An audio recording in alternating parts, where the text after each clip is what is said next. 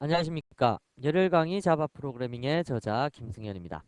자, 이번에는 파트 3 자바 입출력과 폼에 대해서 공부해 보도록 할게요. 자, 그 첫 번째 단원으로 라운드 16 자바 입출력을 먼저 살펴봅시다. 자, 우선 자바 입출력 파트는 우리가 앞서서도 그 콘솔이나 키보드를 통해 갖고 입력과 출력을 처리해 봤었는데요. 그것에서 조금 더 나가서 파일 단위에 대해서도 입출력이 가능하고 네트워크 단위에 대해서도 입출력이 가능합니다. 여기에서 배우시는 입력과 출력은 다만 여기에서만 사용되는 것이 아니라 자, 이 부분에서부터 시작해서 이후 단원에서 뭐 파일 관련이라든지 아니면 네트워크 관련이라든지 아니면 뭐 DB 하다못해 DB 관련해서도 역시 마찬가지 입출력 내용이 사용될 테니까 여러분들이 이쪽 파트에서 배우시는 부분에 대해서는 꼭 잘 기억을 하고 계시기 바랍니다. 자, 목차를 살펴보면 일단 여기에 위주는 네트워크나 뭐 DB를 아직 배운 상태가 아니기 때문에요. 순수하게 파일에 대한 입출력을 먼저 위주로 공부를 하게 될 텐데요. 뭐 파일에 대한 그 입출력이라고 하더라도 이 모든 것이 완벽하게 동일하게 네트워크나 DB 쪽에서의 입출력 처리도 똑같이 처리가 된다라는 거 꼭 알아두시기 바랍니다. 물론 여기뿐만 아니라 또한 서블릿이나 JSP에서도 역시 마찬가지로 사용될 수 있겠죠. 그래서 자바에서는 모든 곳의 입출력은 지금 여기에서 배우는 이 입출력하고 틀리지 않다라는 것을 기억해 두시기 바랍니다. 자, 목차를 보시면 첫 번째, 파일에 대해서 다루기 때문에 파일 클래스를 먼저 아실 필요가 있고요. 두 번째로는 한 바이트 단위로의 입력과 출력에 대해서 공부하실 겁니다. 그 다음으로는 텍스트 단위의 입력과 출력, 마지막으로는 객체 타입의 입력과 출력, 요 네 가지에 대해서 공부를 하게 될 텐데요. 여러분들께서 한 바이트와 두 바이트의 차이점을 쉽게 생각해서 이렇게 이해를 하시면 됩니다. 한글과 같은 경우가 컴퓨터에서 인식하기를 두 바이트로 인식하잖아요.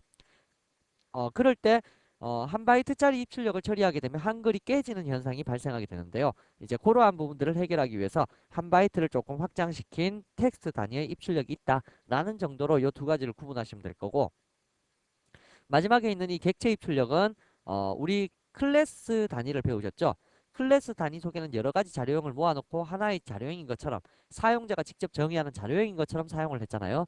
그러한 클래스 단위로도 입력과 출력이 된다라는 거 역시 한 바이트의 확장이긴 하지만 뭐 여하튼 모든 기초는 한 바이트가 기초입니다. 거기에서 두 바이트로 혹은 객체 타입으로 확장이 된 거기 때문에 요 첫 번째 있는 거 요걸 주의해서 잘 보시기 바랍니다. 자, 그러면 실제 파일 클래스부터 한번 살펴보도록 할게요. 파일 클래스라는 이 첫 번째 단원에 있는 이 클래스는요. 시스템에 존재하는 자원에 접근해서 자바 프로그램에서 이 객체를 이용할 수 있도록 만들어주는 클래스를 얘기하는 겁니다. 무슨 얘기냐면 여러분들 그 로컬 시스템에서 텍스트 문서 파일 하나 만들어 보셨죠? 뭐 확장자명 txt로 되어 있는 거 혹은 뭐 자바 파일도 괜찮고요. 이러한 파일 단위가 되어 있는 것이 프로그램에서 사용이 되려면 자바에서 배워보셔서 아시겠지만 객체로 되어 있어야지만 얘를 사용할 수가 있잖아요. 그래서 이 파일 클래스라는 놈이 바로 파일로 존재하는 놈을 자바 프로그램의 객체로 변환시켜주는 그러한 역할을 해주는 놈이 바로 이 클래스다라고 이해를 하고 계시면 좀 더 와닿으실 겁니다. 자, 이러한 파일 클래스의 API는 어디서 찾아볼 수 있냐면 지금 배우는 모든 내용들이 java.io라는 패키지에 들어있기 때문에 io라는 API에 들어가 보시면 얘를 쉽게 찾으실 수가 있습니다. 한번 찾아볼까요? 자, 그러면 이거 지난번에 스캐너까지 했었죠? 자, 그러면 io라는 패키지를 보시게 되면 io에 파일이라는 클래스가 이렇게 존재하고 있고요. 파일 클래스는 오브젝트로부터 다이렉트로 상속을 받았네요. 자, 이 클래스 API를 살펴보시면 첫 번째 필드 서머리에 네 가지 요소가 나오고 그 다음 생성자가 나오고요. 그 다음에 메소드들이 이렇게 나오는데 이 파일 클래스에 대한 API들은 여러분들이 어느 정도 이해를 하고 계시고 어느 정도 활용할 수 있어야 됩니다. 그렇기 때문에 여기에서 이러한 파일 클래스에 대해서 좀 더 다뤄볼 텐데 제가 여기에 적어둔 건 단지 생성자에서 요 네 가지 정도 생성자 쓰일 수 있다. 그것만 적어둔 거고요. 실제로는 API를 보면서 공부를 하셔야 될 겁니다. 자, 그러면 과연 이 파일 클래스를 통해서 어떻게 자바의 객체로 가져와서 쓸 수 있는지 그걸 먼저 API를 통해서 하나씩 하나씩 알아보도록 할게요. 자, 16번째 프로젝트기 16번째 라운드이기 때문에 프로젝트를 데이 106 뭐죠? 016이죠? 016으로 생성을 시키겠습니다. 자, 생성을 시키신 후에 자, 실행을 한번 시켜볼까요? 자, 우선 첫 번째로 API를 먼저 볼까요? 자, API를 보시면 위에 필드 서머리 네 가지인데 다 스태틱이죠. 스태틱이면 클래스 이름으로 접근할 수 있다고 했으니까 요 네 가지의 의미가 뭔지를 그걸 먼저 출력을 시켜보고 알아보도록 할게요. 자, 첫 번째 예제입니다. exam 언더바 01. 자, 첫 번째 예제에서 우리가 사용할 패키지가 이번에는 IO 쪽의 패키지네요. public static void main. 자, 이곳에서 우선 스태틱으로 되어 있는 그 데이터들이 각각 무슨 값을 리턴을 시키나요?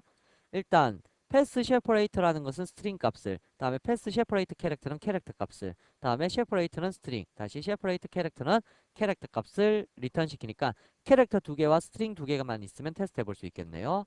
일단 스트링 A는 파일 점 패스 셰퍼레이터라고 했고요. 두 번째 캐릭터 B는 파일 점 패스 셰퍼레이터 캐릭터라고 하시면 될 거고요. 다음에 스트링 C는 파일 점 세퍼레이터 하시면 될 거고, 다음에 캐릭터 D는 파일 점 세퍼레이터 캐릭터. 자, 이렇게 하시면 네 가지의 스태틱 멤버 필드에 대해서 다 한번 추출을 해봤는데요. 얘네들을 띄워보시면 여러분들이 흔히 보시던 그러한 내용이 뜨게 될 겁니다. 그 세퍼레이터라는 의미가 나타내듯이 세퍼레이터는 무슨 뜻이죠? 그죠? 구분자죠. 구분자, 분할자. 그래서 여러분들이 패스를 구분하기 위한 구분자로서 패스 세퍼레이터를 쓴다 라는 건데, 이거 경로 설정할 때 많이 보던 기호일 겁니다. A, B, C, D 글자가 뭔지를 먼저 보시고 결과값 어떻게 뜨는지 한번 보십시오. 실행을 시켜 보시게 되면, 자, 다음과 같이 세미콜론이라는 거, 단지 리턴 값이 스트링이다 캐릭터다 뭐 그 정도 차이 빼고는 어차피 결과값은 똑같습니다. A, B 똑같고 C, D 똑같고요. 여러분들 역슬러시 언제 썼나요? 역슬러시라는 기호 이럴 때 많이 썼죠. 예를 들면 역슬러시 기호는 뭐 C 루트에 뭐 자바에 이러한 식으로 역슬러시라는 것은 폴더 단위의 경로를 구분 지을 때 쓰는 구분자였잖아요. 그죠? 그러면 여기에 저 밑에 있는 세미콜론, 여기 A와 B에서 출력되는 세미콜론은 언제 썼어요? 우리 제일 처음에 자바 설치할 때 퍼센트 패스 퍼센트 세미콜론 연결해서 C 루트에 자바의 JDK 1.5의 빈 디렉토리 세미콜론 뭐 이런 식으로 세미콜론이라는 글자는 패스와 패스 사이를 연결지을 때 연결짓는 구분자로서 세미콜론을 사용했잖아요. 그죠? 그래서 고를 때 사용하는 것이 바로 패스들에 대해서 연결을 지을 때 사용하는 구분자다 라고 해서 패스 세퍼레이터라는 이름이 붙었고요. 얘는 그냥 세퍼레이터인데 바로 파일 단위의 구분, 그러니까 우리가 파일 시스템 이야기할 때 그 구분자로서 사용된다고 해서 이러한 세퍼레이터가 붙은 겁니다. 그렇더라면 이거를 그냥 역슬러시 적고 세미콜론 적으면 되지 왜 굳이 이러한 이름으로 사용을 하게 되었을까요? 그거는 자바의 원래 슬로건이 뭔지 아시나요? 슬로건은 write once, run anywhere. 한 번 작성하면 어디에서든지 실행될 수 있다. 그게 자바의 슬로건이었잖아요. 그러다 보니까 생각을 해보세요. 윈도우에서야 구분자가 세미콜론이고 분할자가 역슬러시라 치지만 리눅스에서는 어떨까요? 리눅스에서는 구분자 세미콜론 아닙니다. 구분자가 뭐냐면 콜론입니다. 콜론. 콜론이 뭔지 아시죠? 이렇게 생긴 거. 이렇게 생긴 거. 요게 콜론입니다. 콜론하고 세미콜론은 틀리죠. 바로 이렇게 돼 있을 때 리눅스에서는 얘가 구분자로 쓰이고 윈도우에서는 얘가 구분자로 쓰여요. 또 한 가지 더. 윈도우에서는 역슬러시가 파일의 구분자로 쓰이지만 리눅스에서는 슬러시가 파일의 구분자로 쓰입니다. 그러니까 시스템들마다 이러한 구분자의 역할이 다 틀리기 때문에 자바는 한번 작성해 놓고 어디에서든지 동일한 효과를 볼 수 있도록 만들어 줘야 되는데, 만약에 윈도우만 기준으로 해서 프로그램을 만들게 되면 문제가 생길 수 있다 이거죠. 그래서 무엇을 만들었냐면 필드 서머리에서 그 네 가지를 그 두 가지, 그러니까 패스 세퍼레이터하고 일반 세퍼레이터 그 두 가지를 구분해서 사용할 수 있도록 하기 위한 이러한 필드를 만들어 놨어요. 이 필드는 현재 시스템의 세퍼레이터나 패스 세퍼레이터를 얻어와서 출력을 시켜줄 수 있도록 해주기 때문에 바로 어떤 시스템에든 플랫폼에 독립적인 동작을 할 수 있게 된다는 얘기죠. 그래서 자바의 원래 원칙에 맞추다 보니까 이러한 것들도 생겨나게 되었다라는 거 이해하시기 바랍니다. 자, 그러면 이제 파일에 접근해서 사용을 하려면 생성자를 공부해 보셔야 될 텐데요. 생성자는 다음과 같이 되어 있습니다. 다음과 같이 되어 있을 때 URL을 통해서 URI를 통해서 여러분들이 직접 연결을 짓겠다라고 하는 경우를 제외하고는, 이건 웹입니다. 웹을 통해서 연결하겠다라는 것을 제외하고는 나머지는 전부 다 로컬 시스템에서 접근할 수 있습니다. 물론 여기도 파일 콜론이라는 프로토콜로 시작하게 되면 현재 로컬 시스템을 지정할 수도 있죠. 그래서 우리가 주로 주된 형식으로 사용하는 것은 요 세 가지를 사용하도록 할 테니까 요 세 가지에 대해서만 우선 먼저 잘 알아보도록 하자고요.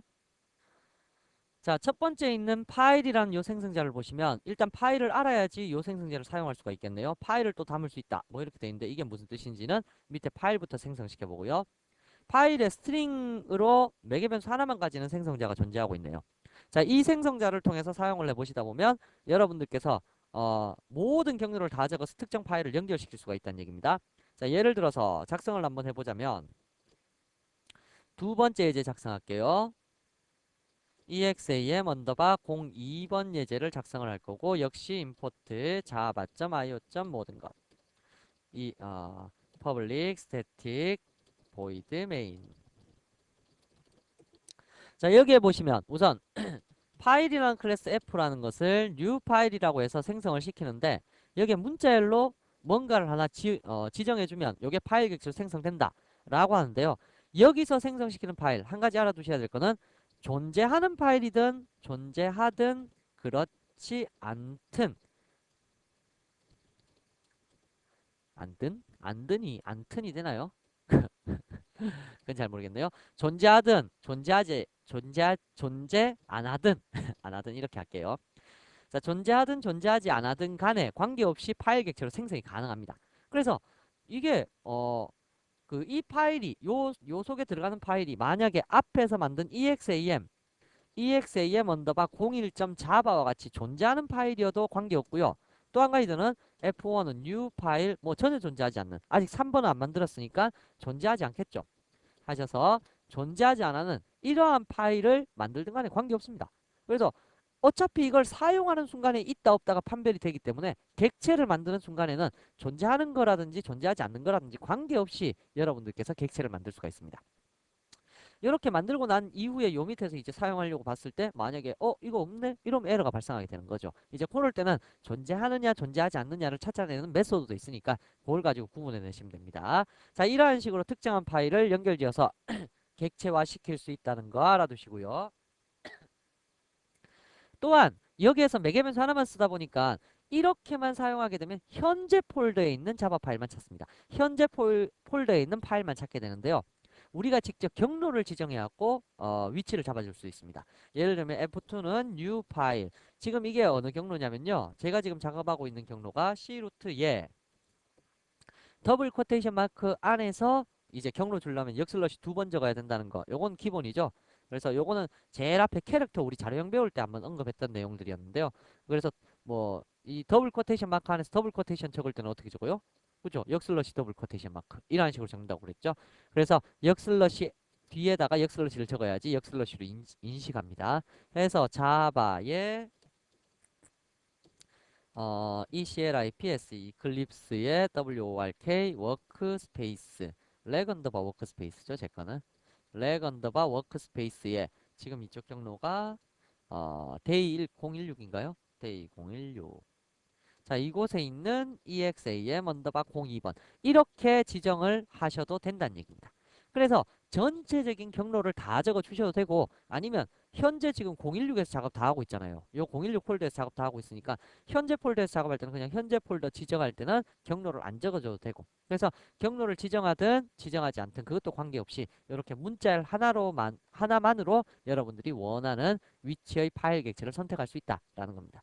물론 이 위치에 이 파일 없어도 관계없다고 했어요. 사용할 때 문제가 된다 그랬지. 지금 현재로서는 문제가 될 것이 하나도 없다라는 뜻입니다.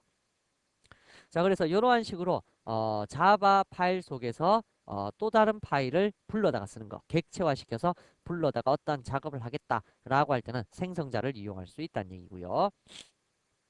자, 그러면 여기에 생성자 보시면 이것만 있는 것이 아니라 두 개로 나눠져 있는 것도 있죠. 이렇게 스트링 두 개로 나눠져 있는 거 있고 하나는 파일 스트링으로 나눠져 있는 거 있고 이 두 가지는 무슨 의미냐면요. 그 폴더와 이제 파일을 구분해서 쓰고자 할 때 보통 그렇게 많이 쓰는데 그럴 때 많이 쓰는 것이 이 두 가지 위에 첫 번째 거와 세 번째 겁니다. 예를 들면 이렇게 쓸 수 있다는 얘기죠. 우리가 이 경로를 매번 이렇게 적기가 너무 힘들잖아요. 여기서 이만큼의 경로를. 그래서 이만큼의 경로에 대해서 미리 폴더로 작업을 해두는 거예요. 뭐라고 작업을 해두시냐면 파일 dir 디렉토리는 new 파일 하셔서 요 속에다가 컨트롤 V 해서 폴더 day016이라는 폴더까지를 이 경로가 맞는지 보여드릴까요? 자 보시면 C 루트에 자바에 이클립스에 렉 언더바 워크스페이스에 day016 위에 경로 보세요. 그러니까 요 경로 맞죠? 그죠? 요 경로를 더블 코테이션 마크 안 했을 때는 역슬러시를 2번씩 붙여야 된다. 뭐 그 정도 차이입니다. 자, 경로는 일단 맞으니까 요 경로에 대해서 디렉토리로 만들어 놓고 어떻게 해줄 수 있다고요?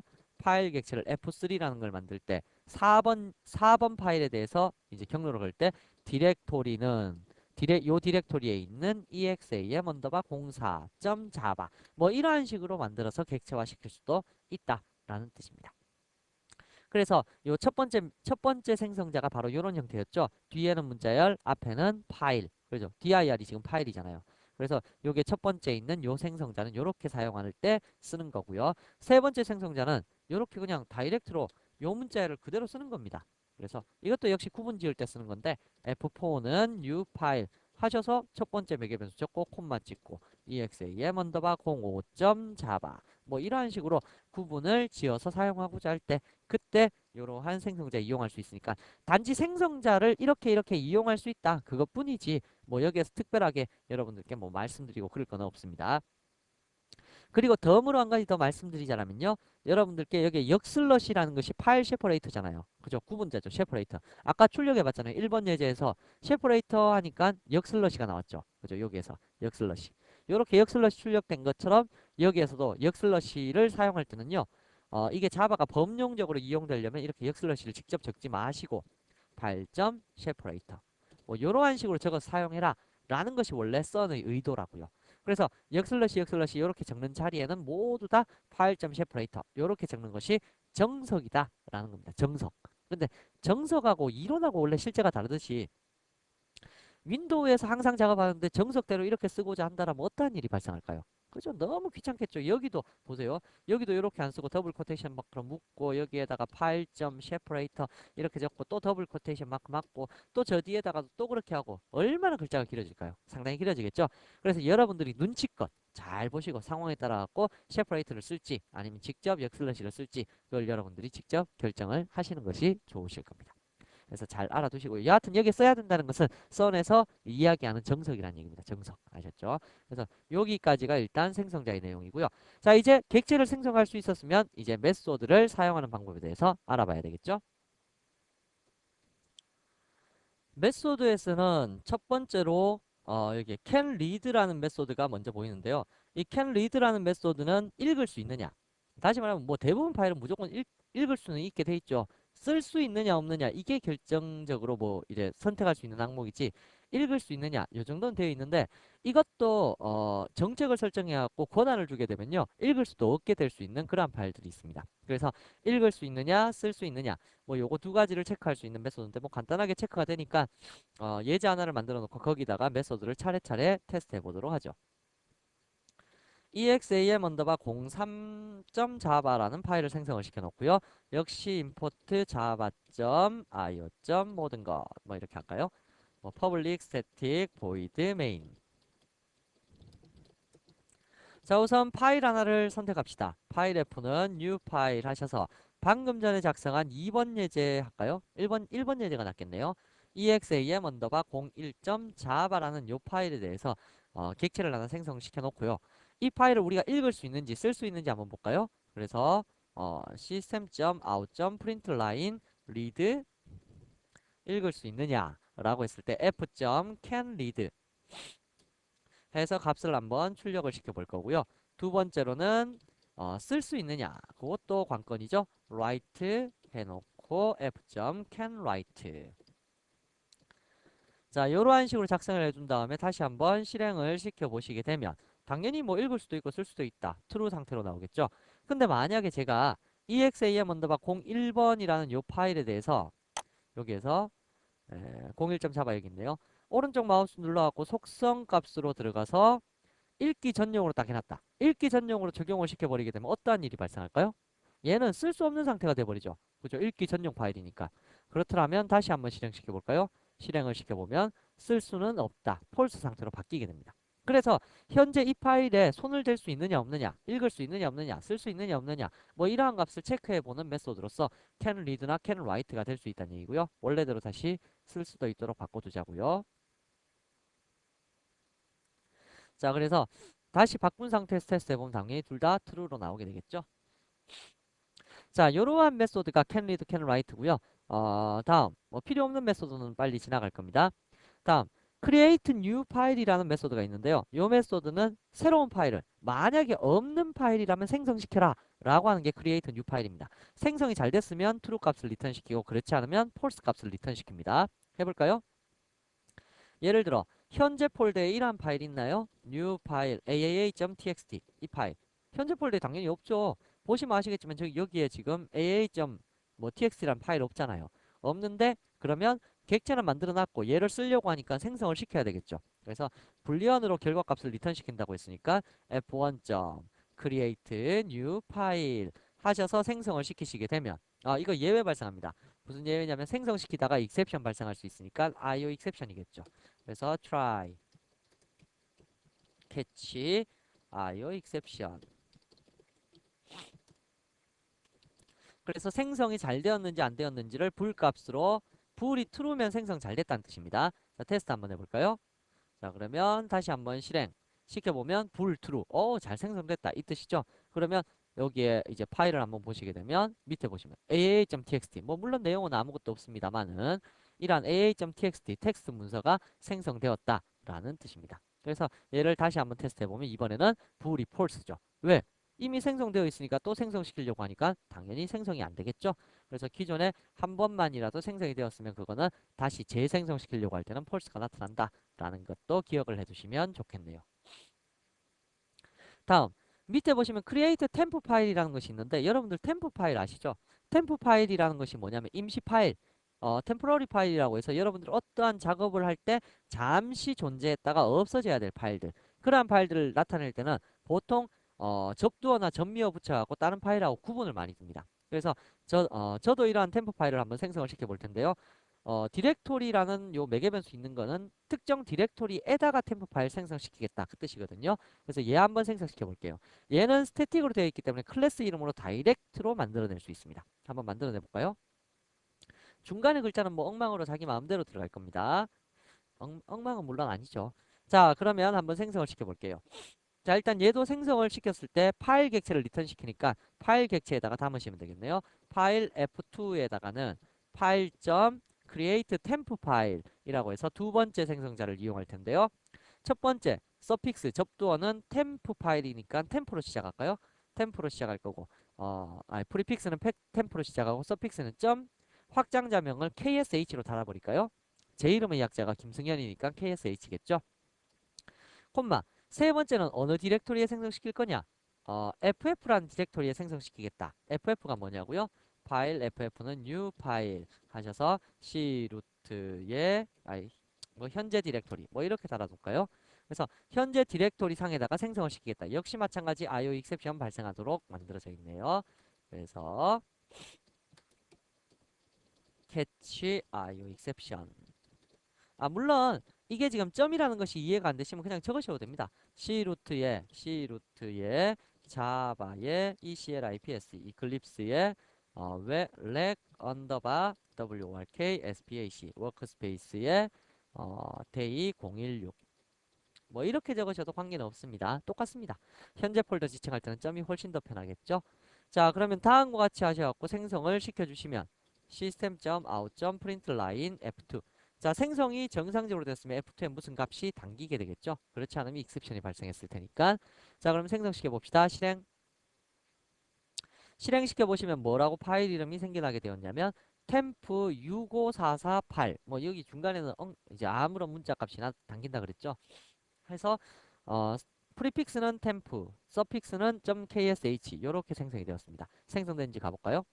가보시게 되면 이러한 템포 파일 원래 KSH라는 확장자명이 실제로 존재합니다. 그래서 콘쉘 해서 스크립트 파일로 이렇게 생성이 되어 있는데요. 원래 이런 확장자명이 있기 때문에 제가 KSH라고 적으면 그렇게 됩니다.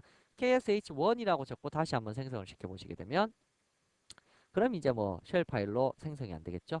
제일 밑에 보시면 템프 57426 해서 확장자명 .ksh1 뭐 이러한 식으로 나타나게 된다는 얘기죠. 그래서 템프 파일은 임시적으로 사용했다가 없앨 파일이기 때문에 파일명이 컴퓨터에 의해서 자동 발생되도록 됩니다. 그래서 우리는 접두하고 전미어만 이렇게 잘 붙여주시면 되죠. 나중에 구분하기 위해서요.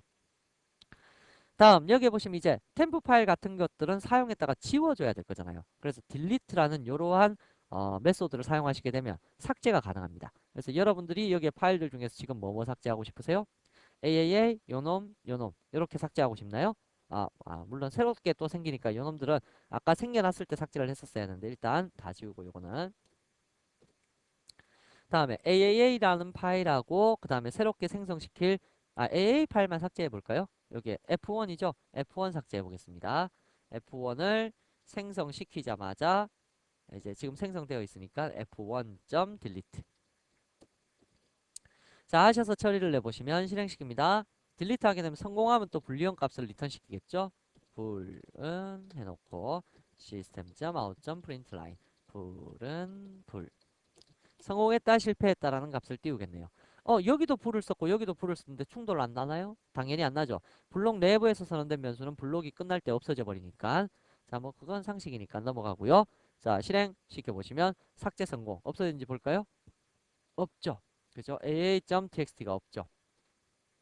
템포는 왜 또 생겼을까요? 그렇죠. 또 실행했으니까 템포 파일 또 생겼겠죠. 그러면 이제부터는 템포도 생기자마자 바로 없애기 할까요? f2.delete delete 뭐 이렇게 하시면 요거 한번 찍어보고 바로 없앨 겁니다. 자 그래서 이거는 일단 이미 생겼으니까 없애버리고요. 자 그래서 다시 한번 테스트 해보면 이제 AA도 없고 요 템포 파일 이게 생겨났으리라 생각이 딱 되는데 삭제를 시켜버렸으니까 나타나지를 않는다는 얘기죠. 자, 딜리트라는 것이 있고요. 다음 메소드가 delete on exit인데요. 위에 거랑 밑에 거의 차이점이 뭐냐면요. 딜리트는 지금 바로 즉시 지우는 것이 딜리트고요. delete on exit는 프로그램 끝날 때, exit가 프로그램 끝날 때잖아요. 프로그램 끝날 때 지워라. 그러니까 프로그램이 진행 중에는 그대로 있다고요. 그러면 약간 그 우리 딜레이 시간 줘갖고 정말 프로그램 끝날 때 지워지는지 한번 볼까요? delete on exit. 여기 템프 파일도 그렇고 얘도 delete on exit 해버릴까요? 얘도 delete on 이거는 불리한 값을 리턴 시키지 않습니다. 그렇게 되면요. 하셔서 delete on exit 하고 프로그램 끝날 때까지 한 3초 정도 기다려줄까요? 뭐 기다리는 거야. 스레드 돌리면 뭐 쉽죠. interrupted, interrupted, exception. 자 그러면 실행 한번 시켜볼게요. 실행하고 나서 여기에 보시면 두 개 파일 생겼는데 1초, 2초, 3초 하시게 되면 싹 사라지게 되죠. 못 보셨다고요? 다시 한번 실행 시켜갖고 1초, 2초, 3초 해서 탁 사라지는 거 보셨죠? 자 그래서 delete on exit 하게 되면 프로그램이 끝나야지만 삭제가 된다라는 거고 equals는 같은지 비교하는 거고요. exist 아까 그랬죠. 파일은 존재하지 않아도 객체를 발생시킬 수 있다 했는데 exist가 무슨 뜻이냐면요. 파일이 있냐 없냐 그거 테스트 해보는 게 exist입니다. 그래서 여기에서 테스트 한번 해볼까요? 어떤 거 해볼까요? exam 언더바 01 요게 있는지 없는지 한번 테스트 해볼게요. system.out.println 불리언으로 먼저 담아서 테스트 할까요? 바로 출력해도 되는데 여러분들 이해를 돕기 위해서 b는 f.exist 존재합니까? 라고 물어봤습니다. system.out.println b는 exam 언더바 01이라는 파일은 당연히 여기에 존재하고 있죠. 그렇기 때문에 얘를 실행시키게 되면 당연히 제일 처음에 b는 true 존재하고 있다. 뭐 이러한 식으로 메시지가 뜨게 될 거라는 얘기입니다. 그래서 존재하는지에 대한 것도 역시 체크해 볼 수가 있고요. 존재하지 않는다면 create new 파일 해라. 뭐 이러한 얘기가 성립할 수 있겠죠. 그래서 만약에 존재하지 않으면 작업하려면 create new 파일 해야 됩니다. 다음 여기 absolute라고 해서 파일이나 패스가 적혀 있는 거는 뭐냐면요. 절대 경로 그것을 나타내는 거. 이 파일의 절대 경로는 뭐냐? 전체 경로가 뭡니까? 라고 묻는 겁니다. exam 언더바 01.java의 전체 경로 한번 보도록 할까요? 그래서 system.out.println f의 abs 패스는 get absolute pass 라고 해서 출력을 시켜 보시면 되겠네요. 실행을 시켜 보시게 되면 절대 경로는 C 루트의 자바의 이클립스의 렉 언더바 워크스페이스의 데이 016에 요게 있다 라는 식으로 나타나게 된다는 얘기죠. 그래서 절대 경로 알아낼 때 캐노니컬 패스는요, 캐노니컬 파일이나 캐노니컬 패스는 바로 상대 경로를 얘기하는 겁니다. 그래서 그것도 한번 출력을 시켜 보시면 될 거고요. 다음 getName, 뭐 이건 당연히 다 아시겠죠. 이름 뽑아내는 겁니다. 그래서 exam 언더바 01.java 같으면 exam 언더바 01.java 그게 이름이 되겠죠. 페어런트는 바로 그 상위 위에 부모까지만을 나타내는 거고요. 한번 요게 그 name하고 페어런트 요거 뽑아내 볼까요? 패스는 name하고 페어런트 합친 게 패스입니다. 자, 그럼 패스까지 한번 테스트 해볼게요. exam 언더바 01 요게 좋은 예제네요. 그래서 system.out.println name은 f.getName 하시면 될 거고요. 다음에 system.out.println parent는 f.getParent 하시면 될 거고요.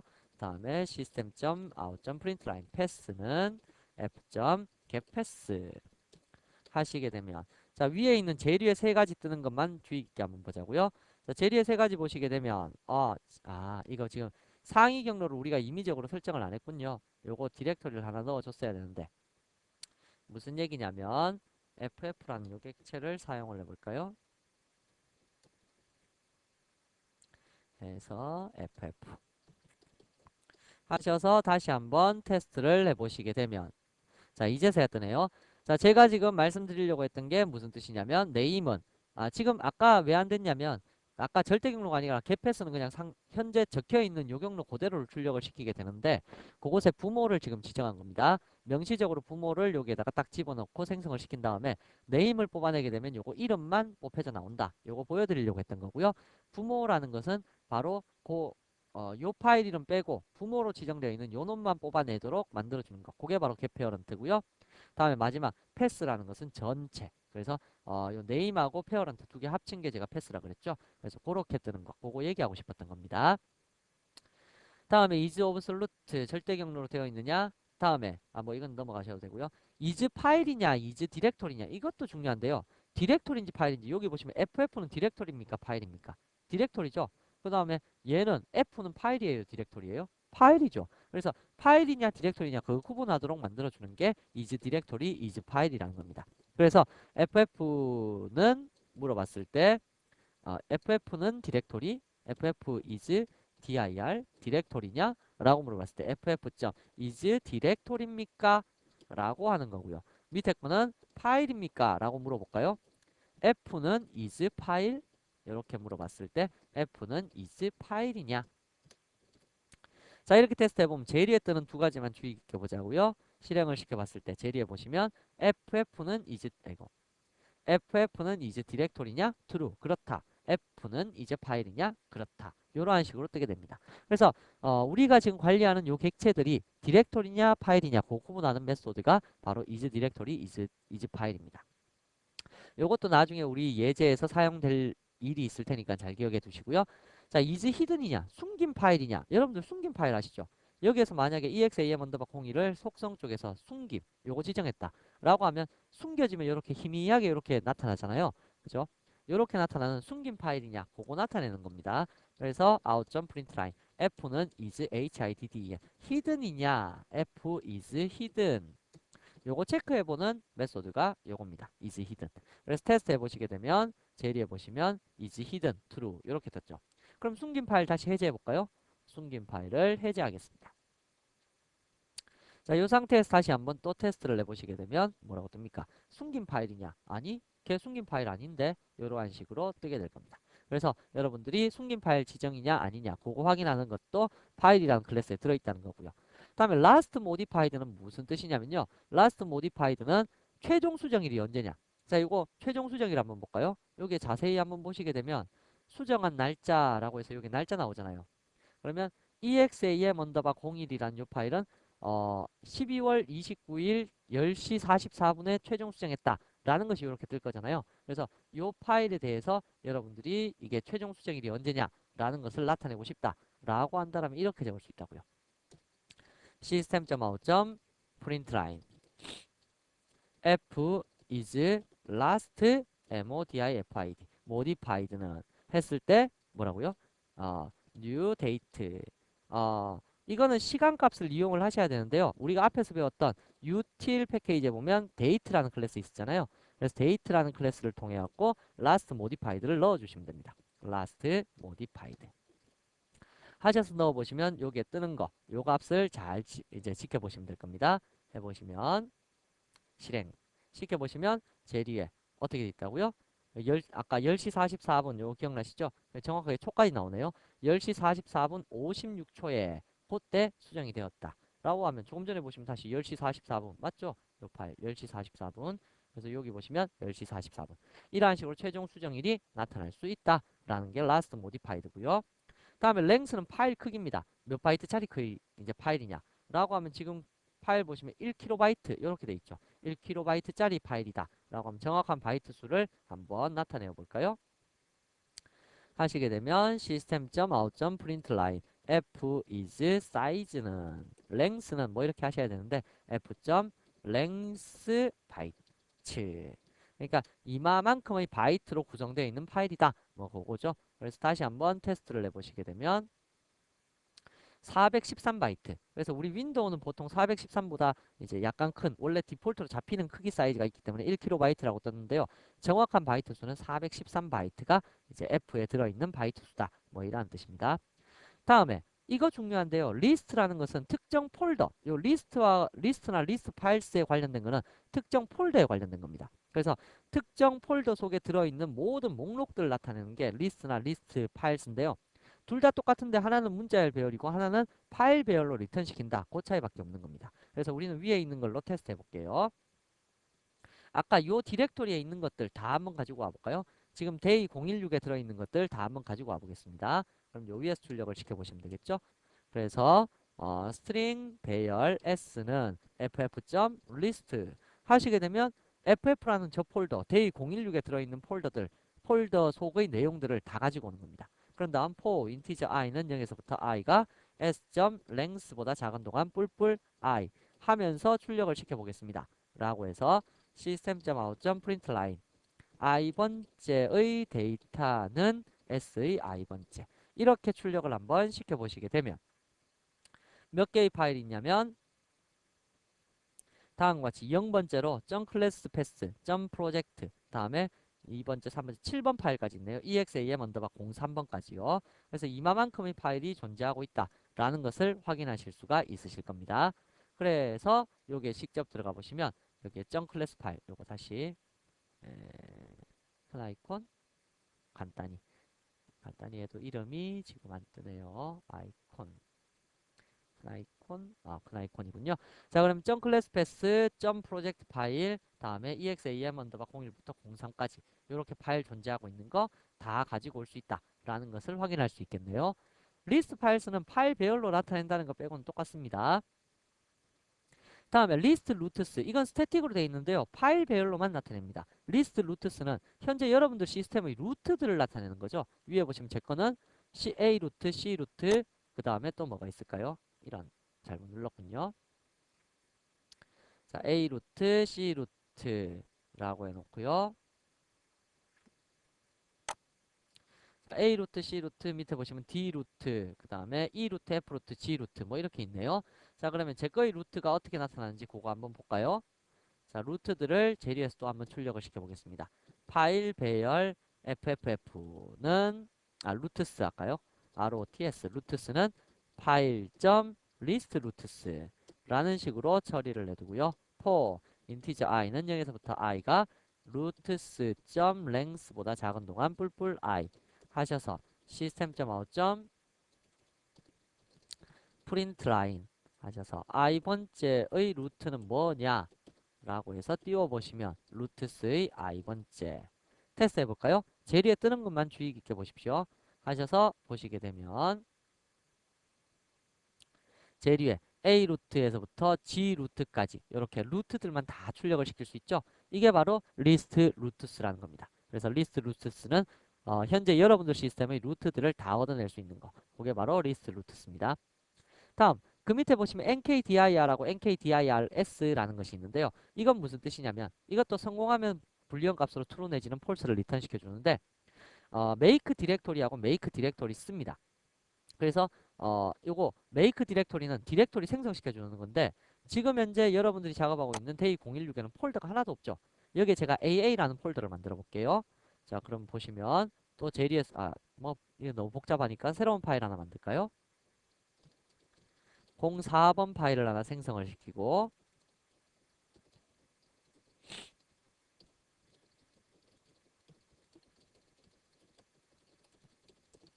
자, 여기에서 무엇을 만들 거냐면요. 파일 F는 new 파일 하셔갖고 무엇으로요? AAA라는 폴더를 하나 만들겠습니다. 라고 해서 f.mkdir 하시게 되면 자, 잘 보세요. 요게 지금 현재 디렉토리 없다고 했었죠. 4번 자바 파일만 있고 없죠, 디렉토리. 아무리 살펴봐도 없습니다. 짧게 볼까요? 자세히 해봤자 디렉토리 없죠. 자, 그러면 요게 디렉토리가 생기도록 해볼게요. 실행시킵니다. 오른쪽 마우스 눌러서 실행. 자, 시키면 끝났어요. 가볼까요? 가보시면 AA라는 폴더가 생겨버렸습니다. 자, 그래서 여러분들께서 NKDIR 하면 이렇게 폴더 하나 생성시키는 거고요. 그럼 NKDIRS는 뭐냐? 라고 하면 만약 여러분들이 파일 객체를 하는데 BBB라는 폴더 속에 CCC라는 폴더 만들고 DDD라는 폴더 만들고 EE라는 폴더 이렇게 여러 개의 폴더를 한꺼번에 만들고 싶다. 다시 말하면 요거 속에 요게 있어야 되고 요거 속에 요게 있어야 되고 요거 속에 요게 있어야 된다 라고 하시는 디렉토리를 만들고 싶다라면 mkdirs 복수형을 쓰셔야 됩니다. 그래서 다시 한번 생성을 시켜 보시게 되면 보세요. bbb 속에 ccc, ccc 속에 ddd, ddd 속에 EE 속에 요까지 만들었죠. 그래서 BBB부터 EE까지의 경로로 폴드가 이렇게 만들어진다 라는 것이 바로 make 디렉토리 씁니다. rename to는 파일 이름 바꾸는 거고요. 요건 한번 테스트 해보시면 될 거고, set last modified는, 이거는 최종 수정일 그 날짜를 바꾸는 건데, 이거 보통 그 별로 좋은 의도를 가지지 않은 사람들, 보통 해커들, 뭐, 해커들은 좋은 의도인가요? 모르겠다. 뭐, 그 사람들이 자기가 파일 건드려 놓고 최종 수정일 그거 다시 원래 상태로 복구시킬 때 많이 쓴다고 하더라고요. 그래서 우리가 쓸 일은 크게 없을 것 같긴 한데, 뭐, 여하튼 알아두시면 좋습니다. set last modified. 롱 형태로 시간값을 지정해주게 되면요. 우리가 지정한 시간 타임으로 바뀌어지게 된다는 얘기입니다. 그럼 아까 exam 언더바 01 파일을 한번 바꿔볼까요? 시간을 뭘로요? 0값으로 바꿔볼까요? 파일 FFF는 new 파일 하셔서 exam 언더바 01 이것의 FFF.set last modified 이거 0값으로 바꾸면 어떠한 일이 발생할까요? 원래 시간값이 1970년 1월 1일 0시 0분 0초를 기준으로 해서 이제 만들어진다고 했잖아요. 그러니까 이렇게 변경을 시키게 되면 자, 실행을 시켜놓고 이제 한번 last modified 한번 찾아볼까요? 그래서 리프레시. 지금 바뀐 게 적용이 안 되고 있네요. 0값, 1값 하셔서 실행 last modified 실행을 시켜놓고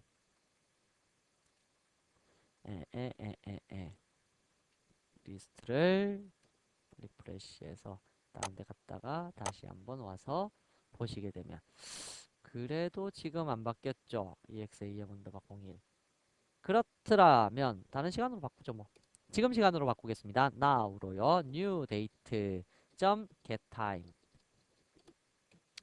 하셔서 지금 현재 시간 11시 자 맞점 util 모든 것 자 그럼 현재 시간이 11시 31분이죠. 그래서 아까는 10시 44분이었잖아요. 그래서 11시 31분 시간으로 한번 변경을 시켜보도록 할게요. exam 언더바 01을 자 그래서 변경을 시켜 놓게 되면 지금 이게 계속 안 먹네요.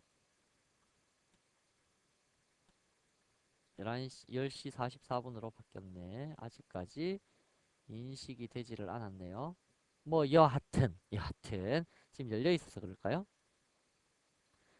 실행을 시켜보시면 이게 오늘 잘 바뀌었는데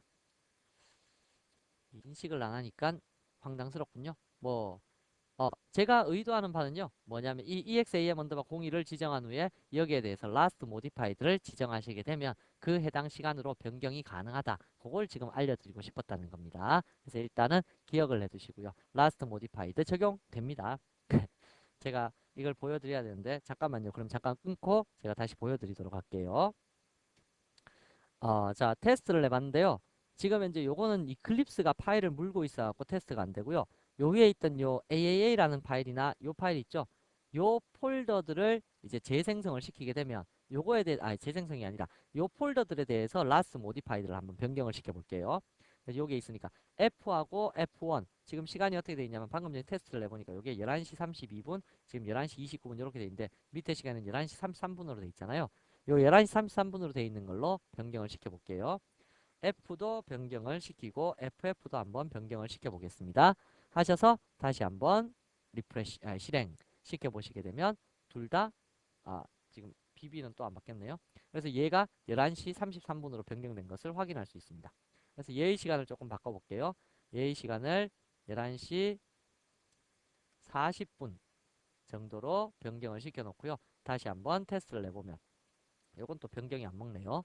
자, 그래서 실행을 시켜 보시게 되면 여기에 보시면 지금 41분 밑에 시기하고 똑같죠? 자, 이러한 식으로 last modified를 변경시킬 수 있다. 뭐 그러한 뜻입니다. 자, 다시 33분으로 33분 정도 됐을까요? 변경을 시켜 놓고요. 자, 그래서 일단 last modified가 이렇게 적용이 된다. 그거 알려드리려고 했습니다. 그죠? 여러분들은 시간 지연이 안 됐겠죠? 제가 중간에 끊었다가 다시 갔으니까. 그 다음에 set read only는 무슨 뜻이냐면요. 여러분들 여기에서 read only로 바꿀 때 오른쪽 마우스 눌러서 속성에서 읽기 전용으로 이렇게 변경을 시켜갖고 확인 버튼을 누르면 얘가 읽기 전용 파일이 되고 또 한 번 더 여기에서 오른쪽 마우스 눌러서 이제 이렇게 하면 원래의 상태로 돌아오잖아요. 그것을 여기에서도 조정할 수 있다라는 뜻입니다. 예를 들면 AAA라는 요 객체에 대해서 여러분들께서 만약에 저거를 읽기 전용으로 만들고 싶다라고 하면 f.set read only 이러한 식으로 변경을 시키시면 된다는 뜻이죠. 그래서 이것도 알아두시기 바랍니다. read only로 변경시키는 거 가능하다. 다음 toString은 그냥 문자열로 나타내는 거고 URI나 URL 그러니까 이런 그 웹의 URL 주소로 나타낼 수 있다. 파일 콜론이라는 프로토콜 사용해갖고 연결을 시키는 형태의 경로로 접근할 수 있다. 라는 것까지가 파일 객체에서 제가 이야기하고 싶었던 내용들입니다. 아까 저기서 한 가지 에러가 발생하는 바람에 조금 문제가 생겼었는데 일단은 여기에 적혀 있는 모든 메소드들은 여러분들이 어느 정도는 자유자재로 사용을 할 수 있어야지만 우리가 지금부터 진행하려고 하는 IO에 대해서 공부가 가능하게 될 테니까 그거 꼭 기억을 해 두시고요. 자, 요 파일이라는 클래스에 대해서 잘 알아두셨다면 이제 다음으로 한 바이트 입출력, 그 다음에 텍스트 입출력, 그 다음에 객체 입출력으로 한번 넘어가 보도록 하자고요.